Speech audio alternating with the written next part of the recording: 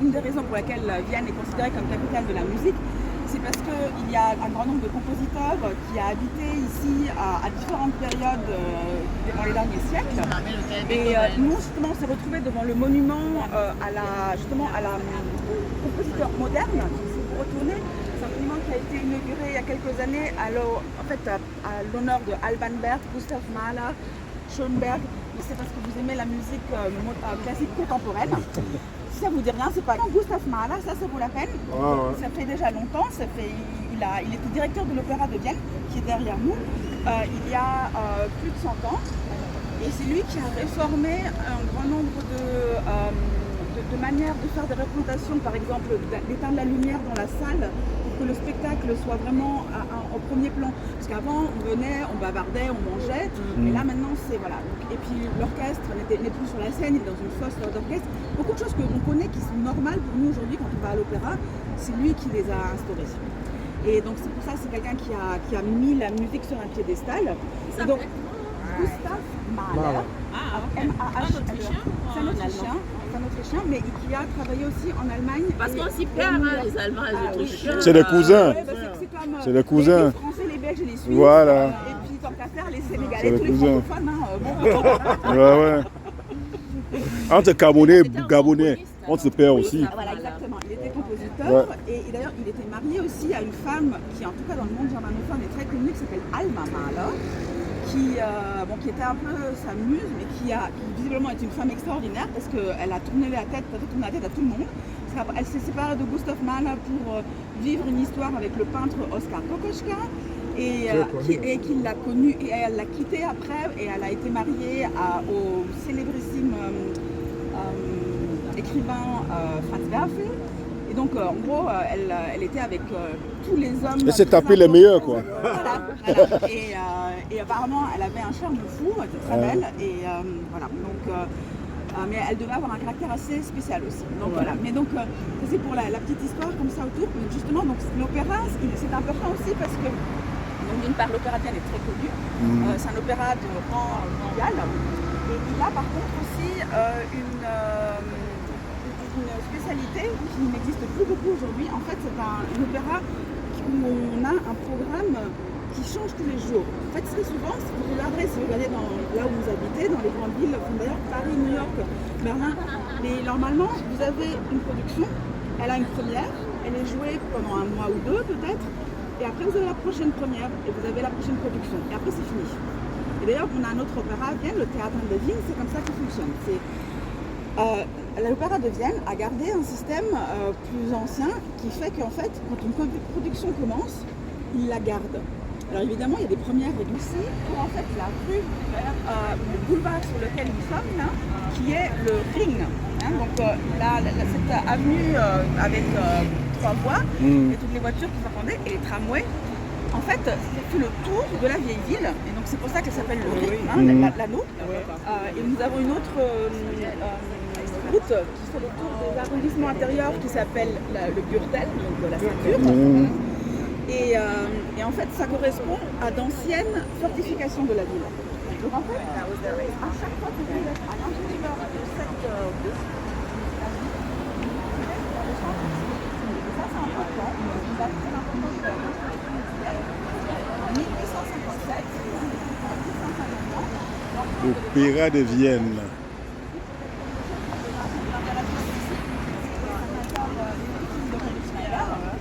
Parce qu'en fait, la partie la plus célèbre au moment où le Ring a été inauguré en 1883, c'était toute la partie qui descend vers là, ça s'appelait le Corso. Et le grand bâtiment blanc que vous voyez à droite qui dépasse au-dessus des arbres, c'est l'hôtel impérial. Et ça, c'est aussi un monument qui est très important pour l'histoire de Vienne au 19e siècle. En 1873, Vienne était l'endroit où a eu lieu l'exposition universelle. Donc vous aviez par exemple, vous prenez l'exposition universelle de 1889, parce que la Tour Eiffel à Paris a été construite à ce moment-là. La Tour Eiffel, c'était le centenaire de la Révolution française, et pour fêter justement l'exposition universelle, et normalement elle aurait dû être démontée, c'était quelque chose d'éphémère normalement. Et donc à Vienne, on a construit en fait, un grand hall Et le lit de la reine d'Angleterre a été démonté après son départ pour que personne ne puisse dire qu'il a dormi dans le même lit. Même lit, que la reine waouh. d'Angleterre. Oh. Donc vous pouvez Ils sont dormir intelligents. dans la même chambre, Mais pas dans son lit. Et sinon, il y a aussi des stars rock, les Rolling Stones, quand ils sont venus, étaient là, John Lennon et Yoko Ono, et aussi des C'est grands. l'équivalent de Atlan à Berlin. Parce Ah, qu'ils oui. dormaient toujours à Atlan. Vers les scènes de l'opéra. De l'opéra. Et très souvent, justement, vous avez des camions garés ici parce que justement, les scènes sont changées quasiment tous les jours. Donc vous avez des changements de décor aussi. Et donc, justement, vous avez l'ouverture justement de l'accès direct à la scène. Et juste derrière l'opéra, vous avez l'hôtel Parker qui, à l'origine, ne constituait que le bâtiment au milieu que vous voyez avec les drapeaux, Ouais. mais qui aujourd'hui fait tout le pâté de maison. Donc en fait, justement, donc, voilà. Donc vous avez aussi, vous avez le vieux restaurant de l'hôtel Zacher, vous avez différents salons, le salon bleu, le café. Vous avez un café très moderne, par exemple là juste sur le coin, parce que tout simplement il y a énormément de gens qui veulent évidemment aller à l'hôtel Zacher manger un gâteau. Donc est-ce que vous avez déjà mangé un gâteau? Ah, ben voilà, ça va le faire. Alors, et vous allez voir aussi, en fait, il n'y a pas que un gâteau Zacher. Alors il y a le gâteau de l'hôtel Zacher, qui a été inventé par Franz Zacher, qui est avec de la confiture d'abricot, enfin une couche de confiture d'abricot dans le gâteau au chocolat avec un glaçage en chocolat. Mais la chose compliquée, c'est que son fils est allé faire un apprentissage chez un autre pâtissier, devant lequel nous allons passer tout à l'heure, qui s'appelle Demel. Et lors de son apprentissage, il a amélioré la recette. Et du coup, Demel se retrouve avec une recette originale aussi. Et d'ailleurs, ils se sont pendant très longtemps disputés pour savoir qui avait l'original, le gâteau original. Donc le gâteau original, d'après la loi, c'est ici. Mais Demel a le droit d'appeler son gâteau Zacher aussi. Et les Viennois, on peut dire qu'il y a le parti pro-Zacher et pro-Demel. Et moi, je dis toujours, c'est très simple, vous goûtez les deux, c'est vous qui décidez. Bon. Donc voilà, ils sont excellents tous les deux. Et au niveau du prix, c'est différent ou pas? Pas vraiment, c'est pas très bon marché. Mais, et par contre, je dois dire aussi, je pense que souvent, les touristes qui viennent, ils sont déçus par ce gâteau, parce qu'ils ont la partie que vous voyez ici, c'est aussi déjà une partie de l'hôtel impérial, de l'hôtel impérial, du palais impérial, qui en fait est un énorme complexe qui a été construit sur 6 siècles et demi. Donc en fait, le palais impérial tel que nous le connaissons a commencé son histoire. On pense qu'on a commencé à le construire vers la fin du XIIIe siècle. Donc au début du règne des Habsbourg, il y avait un château médiéval où nous allons passer. Et en fait, au fur et à mesure, il y a eu plusieurs châteaux construits autour et ils ont été reliés. Et donc justement, la partie avant avec Richard, c'est la partie la plus récente. Mais donc c'est celle qui a été construite en dernier. Et d'ailleurs, le complexe avec les 2 musées qui sont en face, c'était censé faire un énorme forum aussi. Voilà. L'histoire naturelle. Et ce que vous voyez ici, aujourd'hui c'est un musée aussi, mais à l'origine c'était un au bord du complexe impérial. Et il est le plus connu pour avoir hébergé un couple de grands collectionneurs, justement, dont la collection est encore conservée ici aujourd'hui. C'est Albert de Saxonie, Tesch, et sa femme, Christine, Marie-Christine, qui était une des grandes sœurs de Marie-Antoinette. Et eux vivaient à Bruxelles, qui était pareil, qui était une région qui faisait partie de l'Empire. Et au moment du début des guerres napoléoniennes, ils se sont rabattus sur Vienne et ont ramené toute leur collection. Enfin, une part, il y a un des 3 navires qui a coulé, malheureusement. Et donc, cette incroyable collection qui est dans l'Albertina, vous avez des dessins et des eaux fortes d'Albert Dürer, de Rubens et de grands tableaux aussi.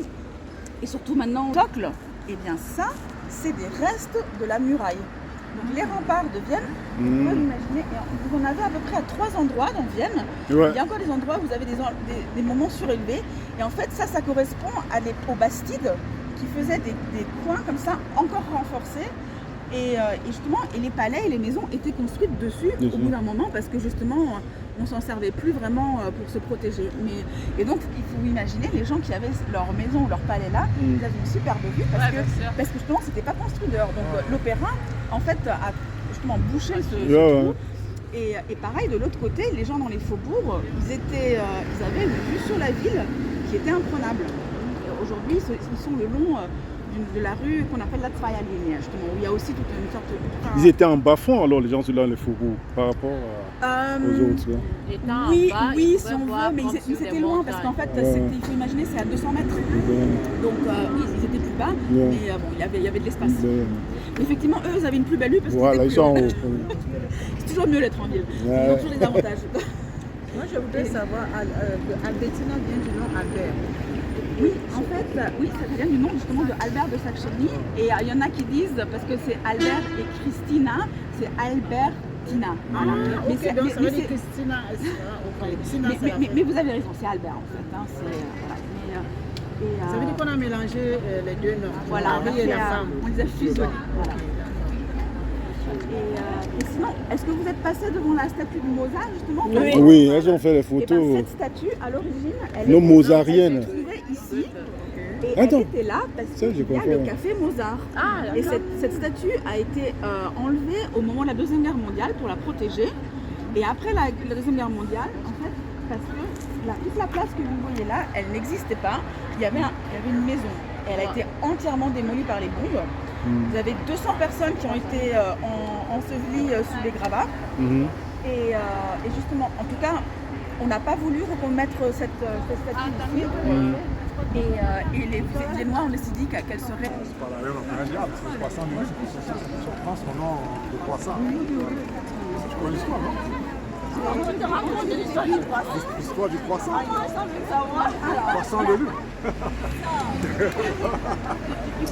Parce qu'en fait, Pour la victoire contre pour la les Ottomans. victoire contre Oui. l'Ottoman, ouais, parce que là tu vois la lune. Effectivement, la faute de la... Mais en fait, justement, de